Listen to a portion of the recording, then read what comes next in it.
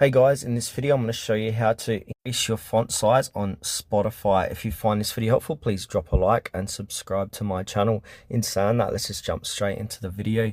So if I go ahead and open up Spotify, you can see my font size is currently set to this. So in order to make it larger and easier to read, what we can do is go back and head over to our settings app on our mobile device. And now inside settings, we need to navigate lower and click onto display. And inside display, again, navigate lower and look for font size and style, and then tap into that. And right at the bottom of the page here, inside font size and style, we've got a slider. So we've got a slider that goes left to right, left making it smaller, right making it larger.